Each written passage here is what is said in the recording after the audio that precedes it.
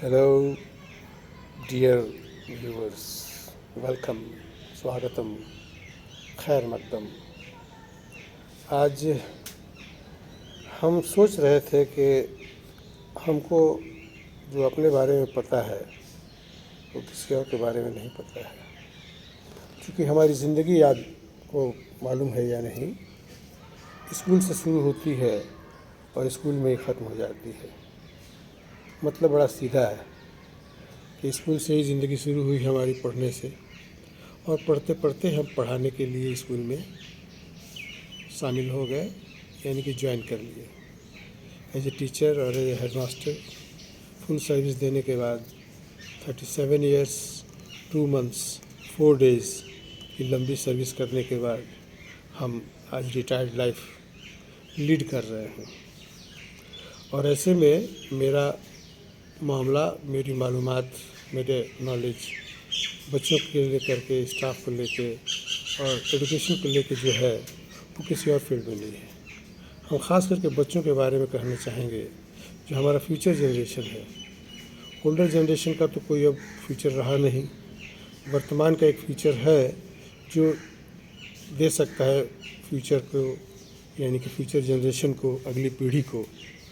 तो पिछली पीढ़ी अक्सर होता क्या है कि वर्तमान में अपने सोच को, थॉट को, ख़यालों को, उन बातों को देना चाहता है अगली पीढ़ी को जो जिएंगे इन फ्यूचर, जो भविष्य में रहेंगे।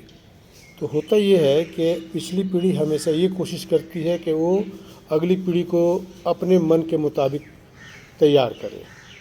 नेक्स्ट जनरेशन को पिछली पीढ़ी चाहती है कि अपने हिसाब से तैयार करे। लेकिन मेरा ख़्याल है कि ये अगर ऐसा होता तो फिर आज नई नई चीज़ें हमारे इस दुनिया में नहीं आती, क्योंकि पिछली पीढ़ी को पिछली पीढ़ी के ही बारे में मालूम है। पिछले जनरेशन में जो हुआ था, जो नॉलेज था, जो बातें थी, वही आती अगले जनरेशन को। तो अगला जनरेशन हमेशा कुछ न कुछ नया लाया है दुनिया के लिए, और नया लाएगा ही, इसलिए कि अगली पीढ़ी को आगे जाने का ही हक़ है। तो पीछे की तरफ सोचेगा तो आगे नहीं जा सकता। हम अपना सर जो है, मुँह, फेस पीछे की तरफ कर लें तो आगे जाने में हमको दुश्वारी होगी, हम नहीं जा सकते हैं।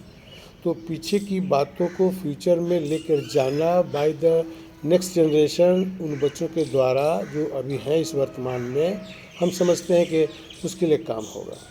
तो क्या आसान है, क्या बेटर है कि पिछली पीढ़ी को कम से कम इस बात को समझना होगा कि अपने सब्जेक्ट को, अपने थॉट को, अपने अनअचीव्ड एलिमेंट्स को उन बच्चों में न चाहे जो वो करके उनको दिखाएंगे। यानी कि पिछली पीढ़ी को इम्पोज नहीं करना है, थोपना नहीं है, कहना नहीं है कि ये करो, ये करो, ये करो। नहीं, let them do what they want to do. इनको अलाउ कीजिए, उनको लिबरेट कीजिए, फ्री कीजिए, make them free to do what they want to do. कौन सा सब्जेक्ट चाहते हैं, कौन सा विषय पढ़ना चाहते हैं, कौन सा सिमत जो है उनके लिए बेहतर है, इसका फ़ैसला वो खुद करेंगे, क्योंकि उनको आगे जाना है, हमको नहीं जाना है। हम सिर्फ फैसिलिटेटर के हैसियत से काम करेंगे। पिछला generation will work simply as facilitator, facilitate कर देगा उन बच्चों के लिए कि तुम भाई ये करो, तुम ऐसा करना चाहते हो तो करो, वेल एंड गुड। नहीं तो होगा क्या कि अगला जनरेशन नया कुछ नहीं कर पाएगा तो बड़ी मुश्किल होगी। और आज देखिए ना, आज जो नया जनरेशन नया नया कुछ करता है, क्यों करता है? इसलिए कि वो पिछले जनरेशन से बाउंड नहीं है, अनबाउंड है। तो we have to make the next generation unbound, free, ताकि वो लोग अपने वे में सारा काम कर सकें। वेरी सिंपल सी बात है ये कि पिछले जनरेशन को कंट्रोल नहीं करके उनको लिबरेट करना होगा, फ्री करना होगा, ताकि वे वैसा कर सकें जैसा कि वो चाहते हैं। अगर वो फ्री रहेंगे और तो हम समझते हैं कि उनका अगला कदम एक्टिविटी का होगा, हमारे ज़ेर निगरानी होगा, देख रेख में होगा। लेकिन उनको फ्रीडम मिलनी चाहिए ताकि वो बेटर वे में जो है ना अगले जनरेशन का काम कर सके और हमारा फ्यूचर जो है बन सके। क्योंकि हमारा सारा एक्टिविटी, सारा एनर्जी, सब कुछ जो है अब अपने लिए नहीं है, उसके लिए है जो आने वाला है, आने वाला जनरेशन है। हालांकि वो भी आएगा तो चला ही जाएगा, लेकिन आएगा तो बेहतर एक दिन लेकर के आए, हम ऐसा चाहते हैं। थैंक यू, अपना ख्याल रखिए।